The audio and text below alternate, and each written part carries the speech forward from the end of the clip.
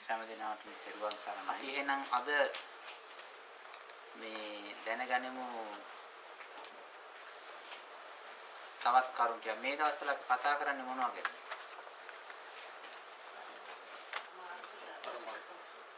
පරමාර්ථ ධර්ම ප්‍රධාන වශයෙන් කීයක් තියෙනවද? 4යි. ඒ මොනවාද? ධර්මතා 4. චිත්ත චෛතසික රූප නිබ්බාන.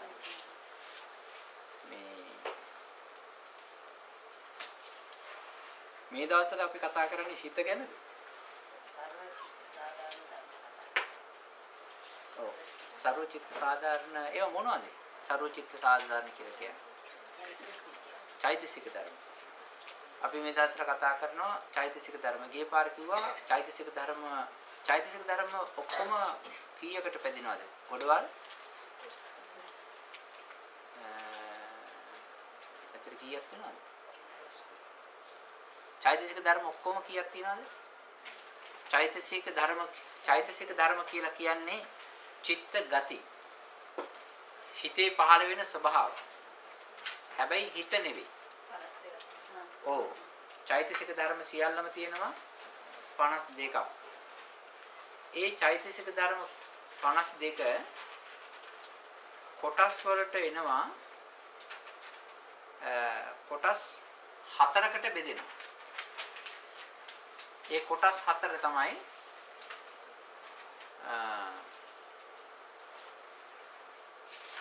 සර්වචිත්ත සාධාරණ 7. සර්වචිත්ත සාධාරණ චෛතසික ධර්ම 7යි. ඊළඟට තියෙන මොනවාද? ප්‍රකීර්ණක චෛතසික ධර්ම 6යි. අකුසල වශයෙන් චෛතසික ධර්ම 14යි. කුසල වශයෙන් චෛතසික ධර්ම 25යි. බලන්න එහෙම එනවද කියලා?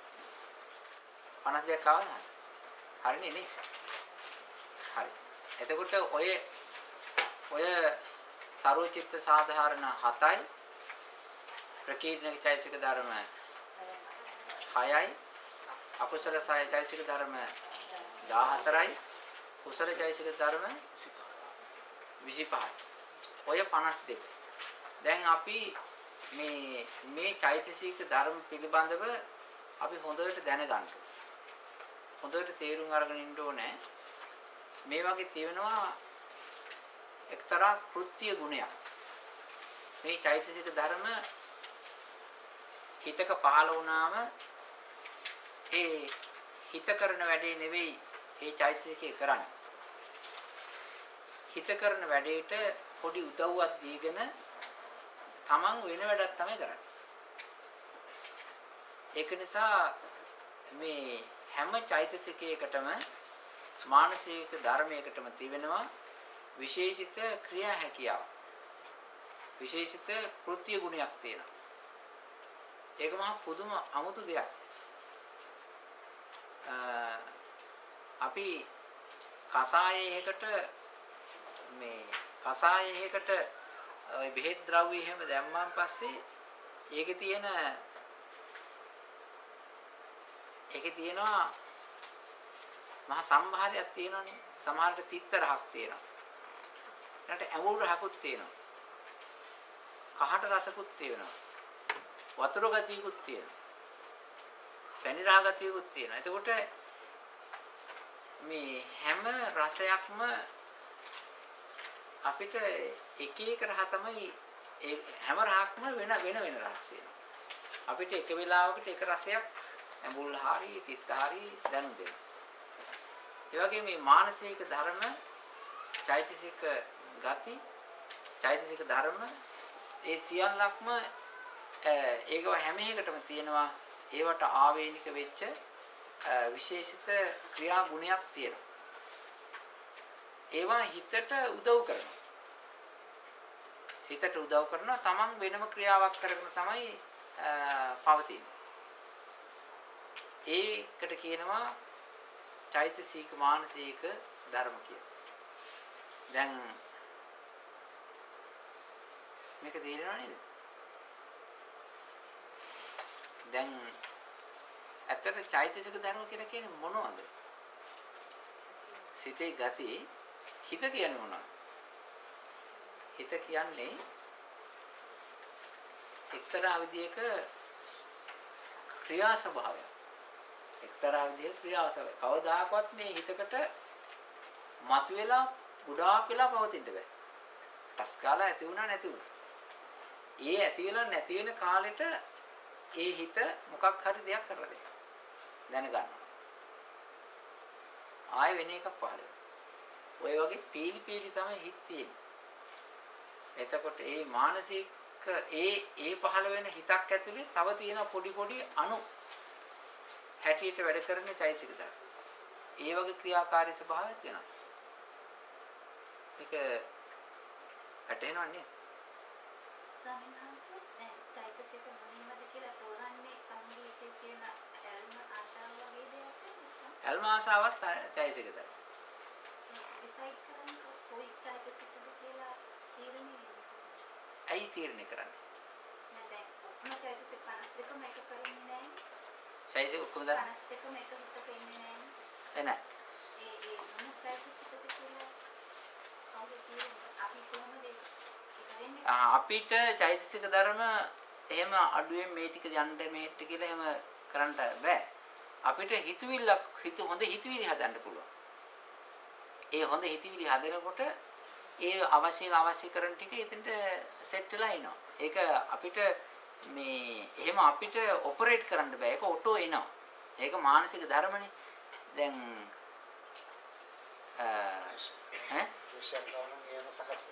දේශයක් ආවොත් එහෙම එතන හිතන්න පුළුවන් දේශයේ තියෙනවා හිතක් තියෙනවා දේශයට අදාළ ඒවා චිත්ත නියාමනේ.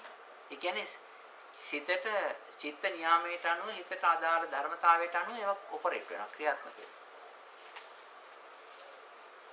දැන් අපිට අපි උගන්වනකොට කිව්වට මේකෙන් 3යි මේකෙන් 4යි මේකෙන් 17යි එහෙම කිව්වට දැන් අපිට එහෙම පින්කමක් කරන වෙලාවෙදී මෙන්න මේකෙන් 3ක් ඕනේ මේකෙන් 2ක් ඕනේ ශ්‍රද්ධාව පොඩ්ඩක් වැඩියෙන් ඕනේ ඒව කරන්න බෑ. ඒව චිත්ත නියාමයට අනුව යන්නේ. දාණි හදන්නේ ගෙදර නෝනට ඕන හැටියට. ඒක වෙන එකක් මේක එන්නේ චිත්ත නියාමයට. එහෙම නේද?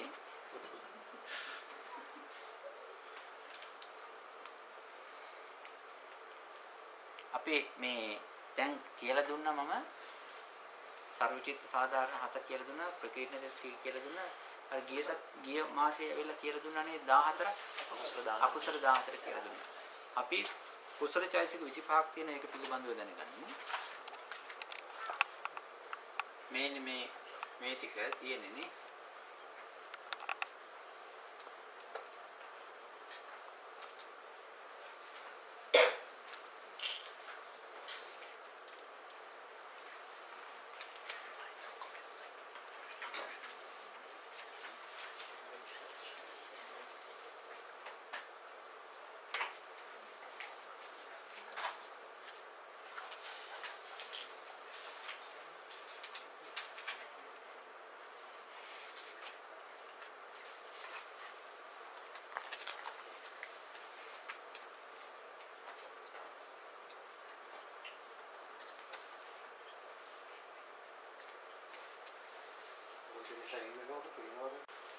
සද්ධාව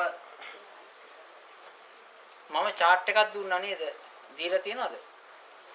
මුල් කාලේ දුන්නා සමේ මේ chart එකක් දුන්නා. සද්ධාව සතිය. සද්ධාව කියලා කියන්නේ එක්තරා විදිහක දැන් මේ කියන්නේ මොනවා ගැනද? කුසල චෛතසික ධර්ම පිළිබඳ. මේවා ඉබේ එනවා. ශ්‍රද්ධාව කියලා කියන්නේ අරමුණ කෙරෙහි පැහැදීම් සංඛ්‍යාත යම්කිසි චිත්ත ගතියක්. මේ හිත සමහර වෙලාවට ශ්‍රද්ධාව වැඩි වුණායින් පස්සේ ඒ ශ්‍රද්ධාව මතුවලා පේනවා හිතේ ගතිය අඩු වෙලා පේනවා.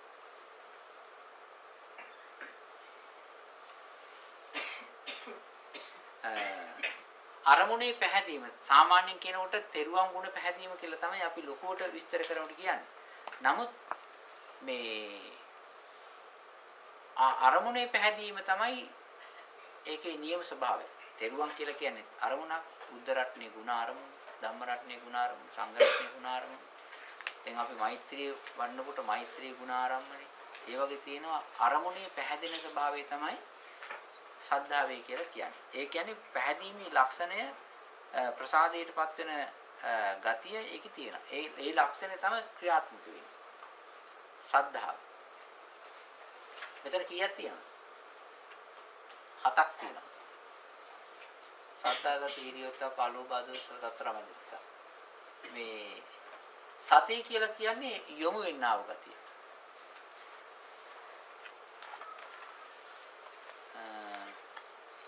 මම අර දීපු chart එක තියෙනවද කාට? චෛතසික ටික තියෙන්න ඕනේ කොහොමද මේ?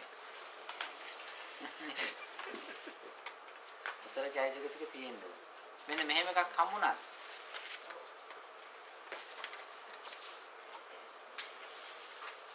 මේක හම්බුණා. කොළපාට චෛතසික ෂීට් එකක් හම්බුණා. ඒක තමයි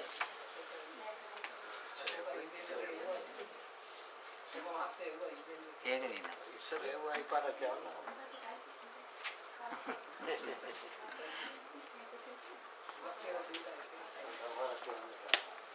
මේ වෙලාවට අර මේ නිතර දැනගන්න කියලා කියනවා. කතා කරලා නිතර දැනගන්න කියලා. එතකොට අර මේ හරි ලේසි ධර්මයේ හඳුනා ගන්න. ශ්‍රද්ධාව කියලා කියන්නේ ඇත්ත පිළිගන්න, සත්‍ය පිළිගන්න, අරමුණේ පහදින්නා වූ ගතියට කියනවා ශ්‍රද්ධාව කියලා. ඊට පස්සේ සතිය කියලා කියන්නේ කුසල අරමුණට හිත යොමු වෙන ගතිය. නිවැරදි අරමුණට කුසල අරමුණට පුණ්‍ය අරමුණට හිත හැරෙන ගතිය යොමු වෙන ගතියට කියනවා සතිය කියලා. හැබැයි අකුසල අරමුණට යොමු වෙන්නේ නැහැ. ඊළඟට හිරි කියලා කියන්නේ නිකන් මැලි වෙන ගතියක්. ඒ නරක දෙයක් කෙනෙකුට හිංසාවක් වෙන දෙයක්, Tamanට හිංසාවක් වෙන දෙයක්, පීඩාවක් වෙන දෙයක්, සමාජ සම්මත නොවන දෙයක් කිරීමට මැලි වෙන, හැකිලෙන ගතියට කියනවා හිරි ගතිය කියලා. එහෙම එකක් තියෙනවා පසුබසින ගතියක් තියෙනවා.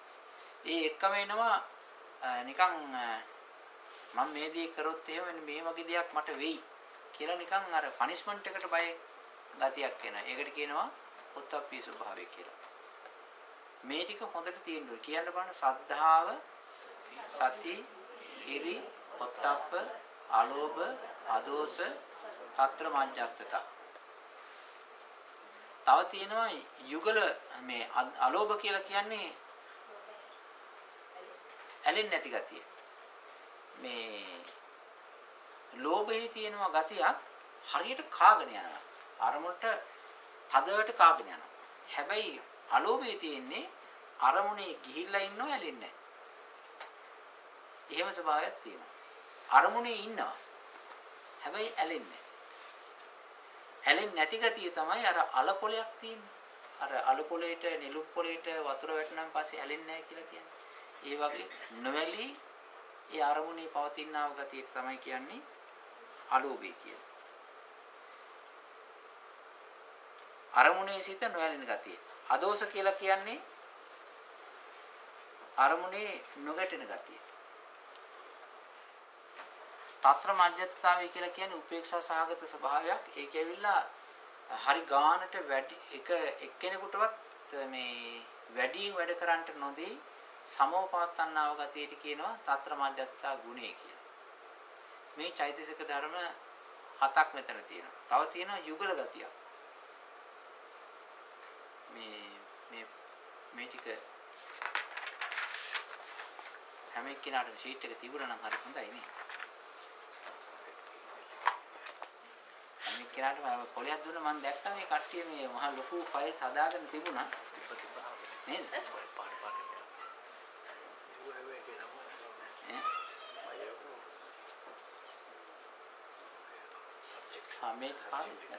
මේක තියාගන්න ඒක කීප දෙනෙකුට මම මෙතන තියෙනවා මම පොතක් ගත්තා.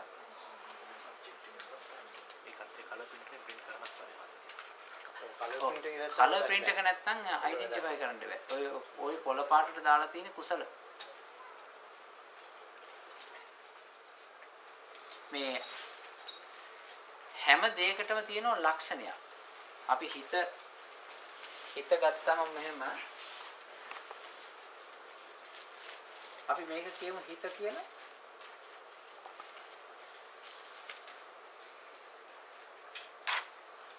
මේක හිත කියලා ගත්තාන් පස්සේ මේ මෙතන තියෙනවා එක කුසල අරමුණක් ගත්තම ඒකේ වැටෙනවා ප්‍රධාන වශයෙන් කුසල ආරම්මණයක තියෙනවා. අපි ගොඩාක් ඉතින් භව ගැන කතා කරන අකුසල අරමුණු ගැන. නමුත් කුසල ආරම්මණයක චෛතසික අනිවාර්යයෙන්ම පිළිෙන චෛතසික සංඛ්‍යාවක් තියෙනවා. කීයක් පිළිෙනවද? පින්කමක් කරන වෙලාවේදී අනිවාර්යයෙන්ම චෛතසික ධර්ම ටිකක් තියෙනවා. අනිත් ඒවාගේ අඩුපාඩු වුණත් චෛතසික ධර්ම 19ක් හිටිනවා. චෛතසික ධර්ම කීයක් තියෙනවද? 19ක් තියෙනවා. මෙච්චරක් තියෙනවා.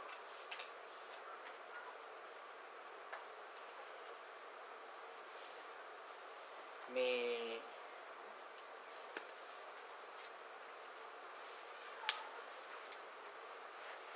මෙතන කීයක් තියෙනවද?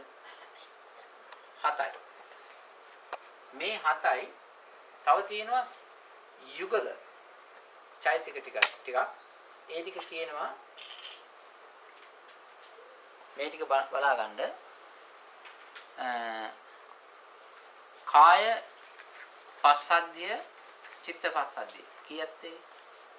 දෙකයි. කාය ලහුතා චිත්ත ලහුතා කීයද? කාය මුදුතා චිත්ත මුදුතා. කාය කම්මඤ්ඤතා චිත්ත කම්මඤ්ඤතා. කාය පාගුඤ්ඤතා චිත්ත පාගුඤ්ඤතා. කාය උජ්ජුකතා චිත්ත උජ්ජුකතා කියලා තිබෙනවා. මේ හිතේ ගති ස්වභාව චිත්ත චෛතසික තියෙනවා. චෛතසික ධර්ම ඔතන තියෙනවා 19ක්. යුගල කීයක් තියෙනවද? යුගල වශයෙන් තියෙනවා 7ක්. 6ක්. කාය පස්සද්ධි චිත්ත පස්සද්ධි කාය ලහුතා චිත්ත ලහුතා කාය මුත්තා චිත්ත මුත්තා කාය කම්මඤ්ඤතා චිත්ත කම්මඤ්ඤතා කාය පාගුඤ්ඤතා චිත්ත පාගුඤ්ඤතා කාය උජ්ජුගත 6ක් තියෙනවා නේ. 6ක් තියෙනවා. යුගල 6ක් තියෙනවා. මේ යුගල 6ේ චෛතසික ධර්ම තිබෙනවා 12. මේකයි මේ චෛතසික ධර්ම 7යි ගත්තාන් පස්සේ කීයක් වෙනවද? 19ක් වෙනවා. හැම හිතකම හැම කුසල හිතකම අනිවාර්යයෙන්ම මේ 19 තියෙනවාමයි. මේ වගේ චෛතසික ධර්ම වැඩි වෙන්න ඒකේ තියෙන අර ෆන්ක්ෂනින් ගතිය හරි වැඩි. ඒකේ තියෙන අර මයිල් ගතිය හරි වැඩි. ගුරුසු ඉන්නේ කුසල ආරම්භන කුසල හිතක චෛතසික ධර්ම ධාරණයෙන් වැඩ කරනවා වැඩි. දැන් මේකේ හැබැයි මෙතන ප්‍රඥාව නැහැ. ප්‍රඥාව වැඩිවෙනාම පස්සේ කීයක් වෙනවද? 20ක් වෙනවා. ප්‍රඥාව වැඩිවෙනාම පස්සේ 20ක් වෙනවා. අපි මෙහෙම කරමු. මේ වැඩේ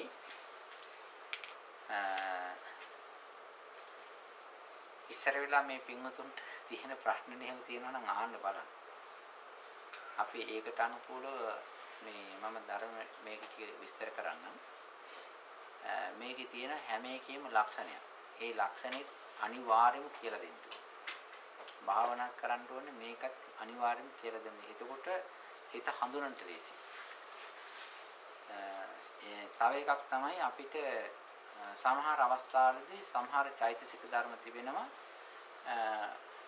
මේ චෛතසික ධර්ම වල ටිකක් වැඩිපුර යම් ඕලෝඩ් වෙච්ච ගතියක් වගේ පේනවා. දැන් තරහක් සිතක් කියලා ගත්තාන් පස්සේ තරහ සිතේ තියෙනවා තරහ ද්වේෂය කියන එක හරි වැඩි. සද්ධාවන්ත හිතක තියෙනවා පැහැදිලි ස්වභාවය වැඩි. එතකොට අපිට පේන්නේ මේක සද්ධාවද හිතද කියලා බැලුවන් පස්සේ හිත තියෙනවා. හැබැයි හිතේ තියෙන ක්‍රියාකාරී ස්වභාවය හරි අල්ප විදිහට තමයි දැනෙන්නේ පෙනෙන්නේ. නමුත් ශ්‍රද්ධාව ගොඩ ලොකු වෙලා තියෙනවා. ශ්‍රද්ධාව ගොඩාක් වැඩි වෙලා තියෙනවා. එහෙම අවස්ථා තියෙනවා.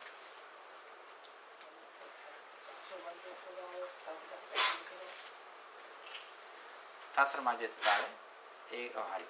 තත්‍ර මජ්ජිතතාවය කියලා කියන්නේ මහත්තයා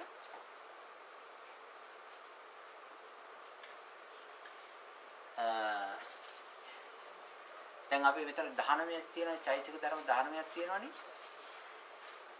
මේ ඒ චෛතසික ධර්ම 19 කියලා කියන්නේ අපි හිතමු ඒ මෙහෙම ඩොට් වර්ගයක් දැම්මන් පස්සේ මෙහෙම අපි හිතමු මෙහෙම චෛතසික ධර්ම කියලා මේක තියෙන කියලා. දැන් මේ වගේ එකකටවත් මේ යන්න දෙන්නේ වැඩි. ඒවා හරි ගානට සමව කර ආරම්මණයට සමව පවත්වන ගතිය තියෙනවා. ඔපරේටින් ගතිය නෙවෙයි ආරම්මණයට සමව පවත්වන ගතිය කියනවා. ආන්නේ එහෙම ගතියක් තියෙන හින්දා තමයි ඒකට කියනවා මොකද්ද? තත්‍ර මාජ්ජිතා ස්වභාවය කියලා. චිත්තචෛතසික ධර්මයන් සමව පවත්වන්නා වූ ගතිය. මේ හිතට යන්න දෙන්නෙත් නෑ ඕව චෛතසික ධර්මයන්ට යන්න දෙන්නෙත් නෑ ඕව. ඒක ගානට පවත්වන ගතියට කියනවා තත්‍ර මාජ්ජිතා කියලා. ඒක සමහරට උපේක්ෂාව කියලා කියනවා. නමුත් උපේක්ෂා වේදනාව නෙමෙයි ඒක බැලන්ස් කරන ගතිය. දැන් මෙහෙමනේ මේ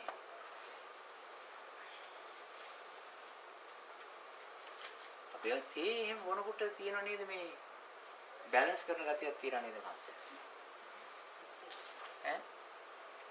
තියෙනවා. ඒ බැලන්ස් කරන ගතියක් තියෙනවා. කහට වැඩි වෙන්න දෙන්නෙත් නැහැ. සීනි වැඩි වෙන්න දෙන්නෙත් නැහැ, කිරි වැඩි වෙන්න දෙන්නෙත් නැහැ. එහෙම තියනව නේද? එතකොටනේ අර හොඳට මේ සමතුලිත වෙන්නේ. ආන්න ඒ වගේ මේ වගේ හිතටත් වැඩි වෙන්න දෙන්නෙත් නැහැ. දැන් තව එකක් තියෙනවා කහටත් වැඩි නම්, කිරිත් වැඩි නම්, සීනිත් වැඩි නම් මොකද්ද ගන්න විකල්පය? ඒක සම කරන්න. වතුර දාන්න. නේද? වතුර දාලා ටක් ගාලා මේ අරකේ තියෙන අර කන්සන්ට්‍රේෂන් ගතිය අඩු කරනවා. ආන්න ඒ වගේ දැන් එහෙම ක්‍රියාවක් අපි කරලා නේ ඒක ගන්නෙ. හැබැයි මේකෙදි ඔටෝ ඒක වෙනවා. ඔටෝ ඒක වෙනවා හේතුව මේ ෆීචර් එක තියෙන හින්දා. ඔය කොලේ මොකද්ද පරිවර්තනයට දාලා තියෙන්නේ? සිතේ පහළවන ප්‍රතිසභාවයන් සමට පවත්වන සමව පවත්වන ගතිය. අන්න සමව පවත්වන ගතිය. ඒ කියන්නේ විදි නොකරන ස්වභාවය. අන්න හරි. ඒකට කියන චත්‍ර මධ්‍යස්ථා. මධ්‍යස්ථා ගතිය කියන්නේ. ඊළඟට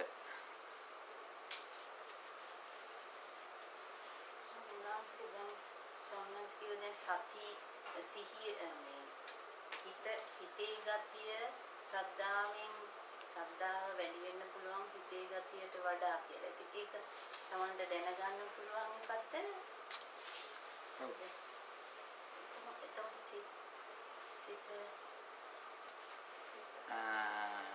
ඒකත් හැබැයි ප්‍රශ්නේ නෑ එහෙම තියෙනවා. ඒක වෙන්නේ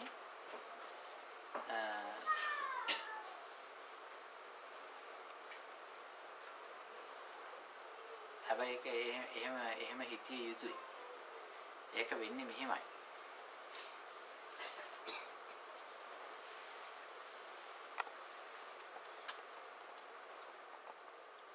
දැන් මේ මිනිසයා මේ චෛත්‍ය දිහා බලනවා කියන්නේ ඒ චෛත්‍ය දිහා බලනකොට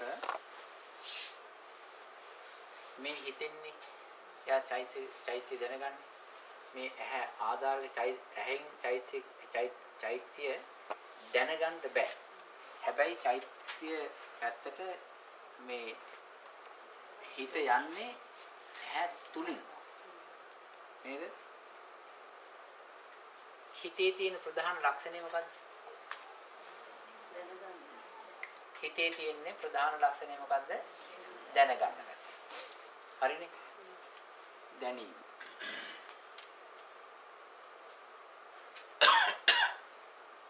එතකොට මේ හිත විතරද මතුවෙන්නේ? මේ අරමුණ හොඳ එකක්ද නරක එකක්ද? හොඳ එකක්. කුසල ආරම්මණයක් නේ. දැන් මෙතන චෛතසික ධර්ම කීයක් අනිවාර්යයෙන්ම පහළ වෙනවද? 19. ඒ 19න් එකක් තමයි සද්ධා. දැන් මොකද්ද කියන්නේ? හිත කියන්නේ මොකද්ද? දැනගැනීම. මේකනේ. එතකොට හිත තමයි දැනගන්න පුළුවන් කම. සද්ධාවෙන් කරන්නේ මොකද්ද? අරමුණේ පැහැදෙන. අරමුණ මොකද්ද? ඔව් හිතට දැනගන්න තියෙන්නේ මේ අරමුණ. හිතට සද්ධාවට පහදින්න තියෙන්නේ මේ අරමුණ නේ. එතකොට මේ හිතේ සද්ධාව හරි ගොඩක් වැඩි වෙනවා. වැඩි වුණාන් පස්සේ අරමුණ දැනගැනීමේ ගතිය තියෙනවා. හැබැයි ඊට වඩා වැඩි ප්‍රමාණයකින් හිත පහදිනවා. දැනගැනීමේ ස්වභාවයක් තියෙනවා. හේතුව දැනගැනීමනේ හිත කරන්නේ. පහදින එකනේ සද්ධාව කරන්නේ. හැබැයි පහදින ගතිය ටිකක් වැඩියෙන් හින්දා දැනීමේ ගතිය කියන එක ටිකක් අර තිබුණාට ප්‍රකට නැහැ. අපිට වෙන්නේ මගේ හිත මේ යම් කිසි දෙයක පැහැදුනා කියන ගතිය අපිට දැනෙනවා. දැන් දැනගැනීම ගතියත් එතන තියෙනවා. ඒ කියන්නේ හිතක් තියෙනවා, දැනගන්නා හිතක් තිබෙනවා. ඒ දැනගැනීමේ හිත තුළ පහදින ගතියක් තියෙනවා. ඒකට වැඩි ශ්‍රද්ධාව ප්‍රේම ක්‍රියා කරනවා. ඔව්. ශ්‍රද්ධාව හිතේ ක්‍රියා. ඔව්. දැන් මෙහෙම තියෙනවා.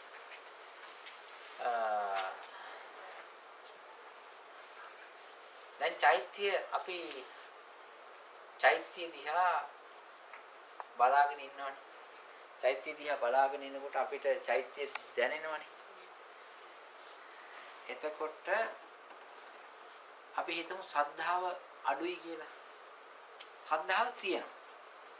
හැබැයි තියෙන්නේ හරි ටිකයි. ඉතින් අපි ශ්‍රද්ධාව පොඩ්ඩක් ඉතින් බැලුවා. ඉතින් ඉවරයි. දැන් ශ්‍රද්ධාව වැඩි වුණායින් පස්සේ නිකන් කඳුළු ඇවිල්ලා සාදු කියලා වැඳලා මහා ගොඩයිනේ නේද? එතකොට වෙලා තියෙන්නේ මොකක්ද? ශ්‍රද්ධාව ඕවර්ලෝඩ් වෙලා. ඕවර්ෆ්ලෝ වෙනවා. තව එකක් වැඩි වුණායින් පස්සේ අර ශ්‍රද්ධාවේ බලයෙන් තමයි අර ඒ මනුස්සයාට කඳුළු වෙන්නේ සාදු කියන්නේ ඒවා. දැන් තවත් අය ඉන්නවනේ. ඒගොල්ලෝ ශ්‍රද්ධාව අඩු වුණාන් පස්සේ නිකන් පොඩ්ඩක් නිකන් මනට අත ගහලා එහෙම කරන ගතිය තියෙනවා. නේද? ඒ ශ්‍රද්ධාව හරි ඩිංගයි නිකන් ඇත්තා නැත්තා. අර ශ්‍රද්ධාව වැඩි වුණාන් පස්සේ එහෙම නෙවෙයි. එතකොට මේ ශ්‍රද්ධාව වැඩි වුණාන් පස්සේ හරි ක්‍රියාකාරී ස්වභාවය හරි වැඩි. ඒක නිසා හිතේ ශ්‍රද්ධාව ගොඩක් පිරෙනවා. එහෙම අවස්ථා තියෙනවා. එතකොට අර තත්ත්වමජ්ජතා එකෙන්නේ නැද්ද හරියට බැලන්ස් කරා? ෆන්ක්ෂන් බැලන්ස් කරන්නේ ආයි කරන්නේ නෑ. ඒක කියන්නේ තත්ත්වමජ්ජතාවය කියලා කියන්නේ ඒ වගේ තියෙන ක්‍රියාව කන්ට්‍රෝල් කරන්න යන්නේ. තියෙන දේවල් ටික ඔක්කොම ફોકસ කරලා ආරම්භණයට ફોકસ කරලා දැන් අපි හිතමු මෙහෙම. මෙතන තියෙන 19ක් තියෙනවනේ. මේ 19 දෙනා දැන් මෙහෙට හරියට හැරෙන්න එපා. මේ හරියට සමව ඒගොල්ලෝ ටික අර පැත්තට හසු කරලා දෙනවා. ඒක කරන්න පුළුවන් මෙයාට. හැබැයි මේගොල්ලන්ගේ ක්‍රියාකාරී ස්වභාවය තියෙනවනේ. ඒවා ක්‍රියාකාරී ස්වභාවයන් ඒවා හිට මෙහෙට කරන්න යන්නේ නැහැ මෙයා. ඒ චෛතසික ධර්ම වලට අදාළ ඒවානේ. එතකොට වෙන්නේ යම් කිසි දෙයකින් මෙයා පාලනය කරොත් එහෙනම් මේ ක්‍රියාවල් මේවා ඒ තරම් මේකට යටත් වෙලා ඉන්න බවක් පේනවනේ. ඉස්සතක්වත් එක වෙනවා. ඉස්සතක්වත් එක වෙනවා. එතකොට ඔව්. අන්න එහෙම වෙනවා. සමහර ඒවා හරි සියුම්. හොඳයි ඒකත් හරි මේ වැදගත් මේ වැදගත්. තව තියෙනවා මේ සමහරවිට සිහිය කියන එක හොඳට තියෙනවා. සතිය කියන එක කුසල අරමුණක සතිය තියෙනවා. හැබැයි සමහර ඒවා කුසල අරමුණේ සතිය හරි නිකන් අර ෆන්ක්ෂනින් නිකන් ඇතුව නැතුව වගේ. ඒක ගොඩාක් වැඩි කරයින් පස්සේ ඇත්තට සතිය කියලා කියන්නේ මොකද්ද? දැන් මේ සතිය කියනවනේ මොකද්ද? දැන් මේ තියෙනව නේද සතිය විකුණනවා. මයින්ඩ්ෆුල්නස්. නමින් විකුණනවා. සතිය. සතිය කියන්නේ මොකද්ද? අපි සිහිය කියන එක දැනගත යුතුයි නේද? ඇත්ත පිළිගන්න. දැන් මේ සිහිය වඩන්න බෑ නේද? දන්නේ නැතුව වෙන මොකක් හරි වලදී මොකක්ද? මේ මයින්ඩ්ෆුල්නස් එකේ සතිය වෙනසක් තියෙනවා. මයින්ඩ්ෆුල්නස් ඒක දෙකම එකයි. ඒකට දැන් බටහිර ටර්ම් එක මයින්ඩ්ෆුල්නස් කියලා කියන්නේ. ඔය ඉංග්‍රීසි වචනයක් අර ඇත්ත තිබුණේ නැල්ලු වචනයක්. ඒක තමයි දැන් විකුණන්නේ. ඔව්. දැන් සතිය කියන්නේ අපි තුන්රා ආදාන විතරක් කරන තියෙනවා. ඒක තියෙන සම්මා සතිය කියන නේද හතර. සම්මා සතිය. හැබැයි සතිය නම් සතිය ඇත්ත වශයෙන්ම සම්මා සතියම තමයි. ඒක අකුසලයකට යන්නේ නැහැ. කවදාකවත් සතිය කියන එක වැඩ කරන්නේ නැහැ මිත්‍යා ඒක. අකුසල ධර්මයක වැඩ කරන්නේ නැහැ. හැම වෙලෙම කුසල ආරම්භණයක විතරයි වැඩ කරන්නේ. නෝතර ඉංග්‍රීසියෙන් the mindfulness එක එළියට දාගෙන කරනකොට ඒකම කියන්නේ කරන හැම වෙලෙම mindfulness එකෙන් කරන්න කියලා. ඒකට අකුසල වැඩක් කරනවා mindfulness එකෙන් කරන්න පුළුවන්. ඒක සම්මස්තියක් කියන්නේ. එහෙම හරියට ඉලක්කය නම් පිළිසිරයක් ඒක තමයි මාත්‍යා අපේ හොඳයි. ඈ සතිය සම්මා සතිය නිකන් සතියෙන් ඉගෙන කියන නරක වැඩක් කරනවා. ඒක සම්මා නේ.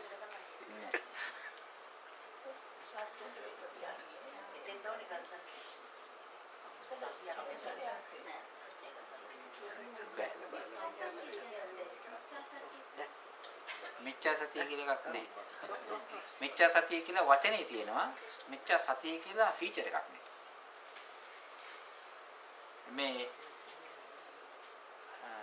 මේ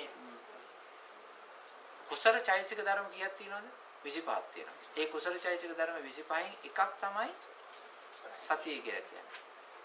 ඒක කවදාකවත් අකුසලයේ වැඩ කරන්නේ නැහැ. ඒකට සම්මා සතිය කියන්නේ සම්මා සතිය කියන්නේ මේකයි සතිය කුසල සතිය යහපත් අරමුණට තියෙන එකම සම්මා සතිය. ඒක හැමතිස්සෙම යහපත් අරමුණ වල නෙමෙයි තියෙන්නේ. ඒතකොට ඒ සතිය මොකක්ද? ඒක මිත්‍යා සතිය නෙමෙයි. නෑ. ස්වාමීන් වහන්සේ දැන් බෝඩ් එකේ තියෙන එක පක්ෂ දිහා බලාගෙන ඉන්නවා. ඒක සතිය නෙමෙයි ස්වාමීන් වහන්සේ. එක විදියට අපි හිත පෙරලා ගන්න නැතුව ඒ දිහා බලන් ඉන්නවා. හිත අවධානය ඒක ඒ අරමුණටම හිත යොදවගෙන ඉන්නවා. මෙහෙම ඒක ආපු එක හොඳයි. මෙන්න මෙහෙම එකක් තියෙනවා. අපි මේ ටික මකමු. මෙන්න මෙහෙම එකක් තියෙනවා. මානසිකාරය.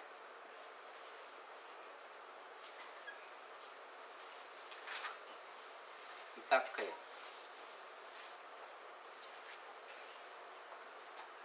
සතිය.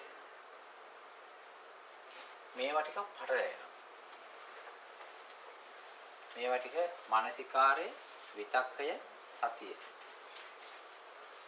එතකොට තව එකක් තමයි මේ හස්ස. මේක කියන්නේ සමාන යන ගති තියෙනවා. හස්සය කියලා කියන්නේ මොකක්ද? ඔව් කියන්නේ අරමුණු එකතු කරලා දීම හිතටයි චෛතසික ධර්මයන්ට අරමුණු එක්කාසු කරන ගන්න ගතිය. මානසිකාරය කියලා කියන්නේ හිතව අර මේ අරමුණු පැත්තට යොමු කරන ගතිය. සතිය කියන්නේ මොකද්ද? සතිය කියන්නේ අරමුණට හිත යොමු කරන ගතිය. මේකෙත් තියෙන එහෙම සමාන ගතිය. බට ඒකේ විතක්කේ කියලා කියන්නේ අරමුණට ගොඩ කරන ගතිය. විතක්කේ කියලා කියන්නේ අරමුණට ගොඩ කරන ගතිය. මානසිකාරය කියලා කියන්නේ මනස අරමුණට හරවන ගතිය. සතිය කියලා කියන්නේ යොමු කරගතිය. බලන්න යම් පොඩි වචන කියන්න බලන්න මේකේ අසමානකම් සමානකම්. මානසිකාරී කිව්වම නිකන් මෙහෙම යනවා. ඒ දෙයට යනවා. සිහියට වඩා මෙහෙම සිහිය කියන්නේ ફોකස් එක වැඩි. සතිය. නිමිත්තක තියෙන ටික විලාමයක් තියෙනවා. මේ වගේ තියෙන දැන් කුසල් සිතක් ගත්තයින් පස්සේ මේ 4 දෙනාම ඉන්නවා. කුසල් සිතක් ගත්තයින් පස්සේ මේ 4 දෙනාම ඉන්නවා. 4 දෙනාම වැඩක් කරනවා. මෙයා ටිකක් වැඩියෙන් වැඩ කරනවා. විතක්කේ කියලා කියන්නේ ඉස්සෙල්ලාම ආරමුණට පැන ගන්න ගතිය. මානසිකාරය කියලා කියන්නේ ඒකට තල්ලු කරන ගතිය. ස්පර්ශය කියලා කියන්නේ හප්පන වද්දර ගතිය. සතිය කියලා කියන්නේ යොමු කරන ගතිය. මේ සතිය කියන එක කුසල ආරම්භණයක විතරයි එන්නේ. හැබැයි මේවා එනවා අකුසලයේ. මේ තුන් දෙනා අකුසලෙත් එනවා.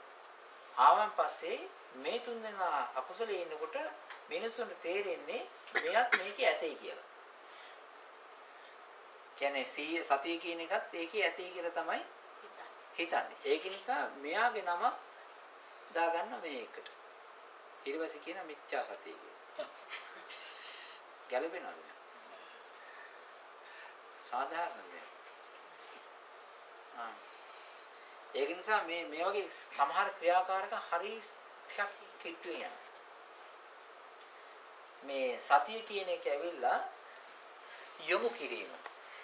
හැබැයි ඒක වැඩ කරන්නේ මේ සතිය කියන එක වැඩ කරන්නට නම් ඉන්න ඕන සද්ධාව ඉන්න ඕන ළඟින්. ඊට පස්සේ අලෝභය ඉන්න ඕන ළඟින්. ආන්නේ ඒ වගේ දැන් අරමුණු වෙලක් තිබෙනවා මෙහෙම.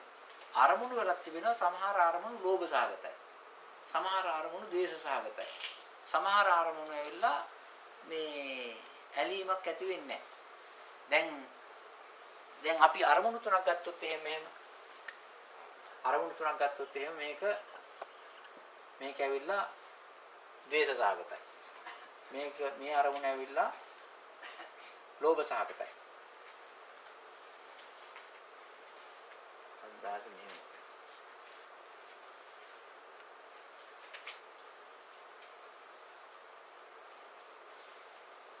මේක ලෝභ සහගතයි. මේ අරමුණ ඇවිල්ලා අලෝභ සහගතයි. දැන් මේ අරමුණට සිහිය යන්නේ නැහැ. ඇයි ඒ? ලෝභයත් එක්ක සිහිය වැඩ කරන්නේ නැහැ. මේ අරමුණට සිහිය යන්නේ නැහැ. හේතුව ද්වේෂයත් එක්ක සිහිය වැඩ කරන්නේ මේක වැඩ කරන්නේ නැහැ. හැබැයි මේ තුන් දෙනා යන්න පුළුවන්. ඒ තුන් දෙනා කොහොමද කමන්නේ මේ නගර සභාවේ ලෝරියක හරි නැග්ගොත් යනවා. මේකට යන්නේ නැහැ. මේකට යන්නේ නැහැ. දැන් මේකේ මෙතන යනකොට අලෝභය, සද්ධාව, අලෝභය, අද්වේෂය තියෙනවා. එතකොට මොකද වෙන්නේ? ඒකට යනවා. ඒක නිසා හැම වෙලාවෙම සතිය කියන එක කුසල ආරම්භණයට යොමු කරන්නා වූ ගතියක්. කුසල ආරම්භණයට යොමු කරන්නා වූ ගතිය තමයි සිහිය කියලා කියන්නේ. අකුසලයක් වෙනකොට ඒක සිහියකින් වෙනවයි කියලා අසිහියකින් වෙනවයි කියලා කියන්නේ මෑනිද? අකුසලයක්. අකුසලයක් මහත්යා අකුසලයක් ඇත්ත වශයෙන්ම සිද්ධ වෙන්නේම අසීයෙන්ම තමයි. අසීයෙන්. සිහිය තිබුණොත් කවදාකවත් වෙන්නේ නැහැ. හොරකම ප්‍රඥාවෙන් වෙන්නේ නැහැ. හොරකම ප්‍රඥාවෙන් වෙන්නේ නැහැ. ප්‍රඥාවෙන් හොරකමක් වෙන්නේ නැහැ ඇත්තට. හැබැයි හොරකමක් කිරීම සඳහා දෘෂ්ටිය ලෝභයත් එක්ක එනවා ප්‍රඥාවේ කෝට් එක දාගෙන. එතකොට මිනිස්සු හිතන්න පුළුවන් ඔය බොහොම නුවණින් තමයි ඔය හොරකම කරේ කියලා. අර ඝන දෙයියන්ට හොරාට තියනවා කියන ඝන දෙයියන්ගේ නුවණ. ඉතින් ඝන දෙයිය හොරෙක් නේ. එහෙම නේද? ඉතින් හොරාට තියනවා නම් ගන්න දෙයක් නෝනේ. ඉතින් එයා හොරෙක් නේ. සතිය කියන්නේ යොමු වෙන ගතිය. කුසල ආරම්භණයට පමණයි යොමු වෙන්නේ. කුසල ආරම්භණයට හැරෙන යොමු වෙන ගතියට කියන සිහිය කියලා. ඒතර ස්වාමීන් වහන්සේ මිනිස්සු ජීවිතයෙන් ඉන්නේ 80න්. ඒකනේ 80න් තමයි. 80න් තමයි. හැබැයි ඒක තමයි. අසියෙන්ද ඒ 80න් හිටපු එකේ ඒ හිටපු ගතිය පුරුද්දෙන් තමයි මේ සිහිය හිතට දාන්න බෑ. වෙන කොහේ හරියන්නේ. ආයෙත් ටිකක් දාන්න. ආයෙත් දාන්න. ඒක එහෙම තමයි. ඒ අසිහිය සංසාරේ මුලෙන් ආව හින්දා සිහිය පවත්ව ගන්න අමාරුයි කියලා. ඔව්. අකුසල ආරම්භණයට තව තියෙනවා මේ ඔය ඡන්දයත් එහෙමනේ. අකුසල ඡන්දය හරිය වැඩි. අකුසල ඡන්දය වැඩි නිසා කුසල ඡන්දයට හරවන්න හරිය අමාරු කෙනෙකුගේ හිත. මොකද්ද ප්‍රශ්නයක් ඇහුවා නේද ඉස්සෙල්ලා මේ සිහිය කවුද ඇවිල්ලා? මානසිකාර කරන එකට ස්වාමීන් වහන්සේ හරි දෙයක්.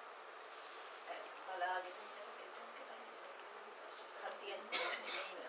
ඔව් සතියෙන් නෙමෙයි ස්වාමීන් වහන්සේ හිතනවා. හරි දෙයක් එක හිත යන්නේ නැතුව එක තැනක් දිහා බලාගෙන ඉන්නවා. එතෙන්දී මොකක්ද ඒක? හරි. දැන් ආස්වාස ප්‍රස්වාස දිනවනේ.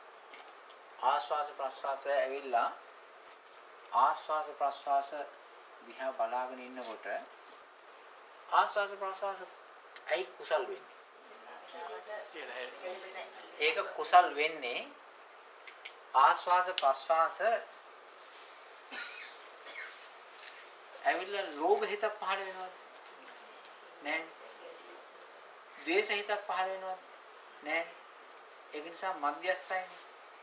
ඒක නිසා ආරම්භයේදීම ඒකට තරහ යන්නෙත් නෑ. ආරම්භයේදීම ඒකට ලෝභ කරන්නෙත් නෑ. ඒක නිසා අපි ලෝභ කරන්නෙත් නැති, ද්වේෂ කරන්නෙත් නැති ආරම්භණයක් හිට ගත්තන් පස්සේ මේ ආස්වාසේ ප්‍රස්වාසයට අපි යන්නේ නිකම්ම නෙවෙයි.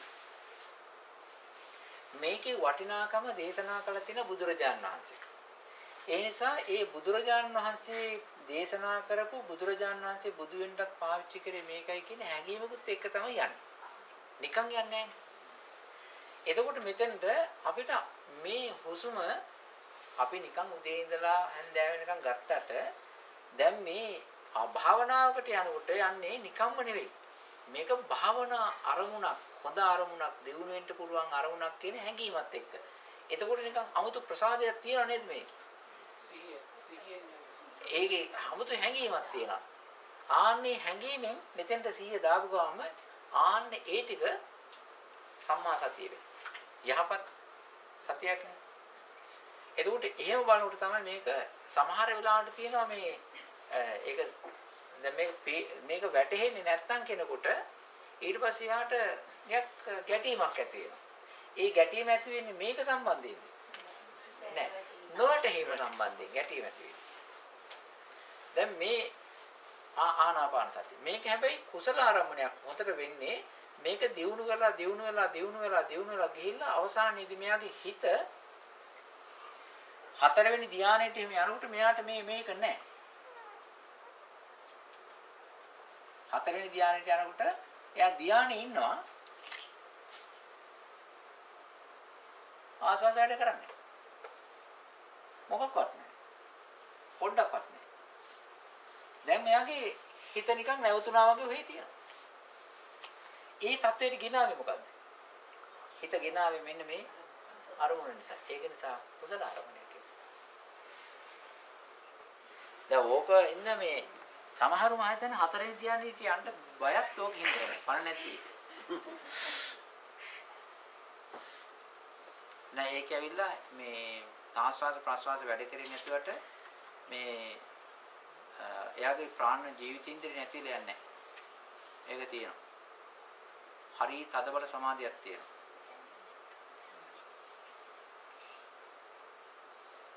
දැන් ඔය වතුර කිලිච්චයටත් තියෙනවනේ මේ හුස්ම වැඩ කරන්නේ නැහැ පණ තියෙනවනේ. පණ තියෙන ටික වෙලා.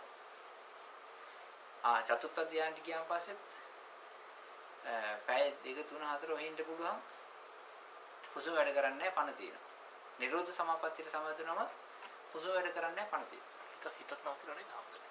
අරකේ හිතක් නවතිනවා. සම්මා සතිය.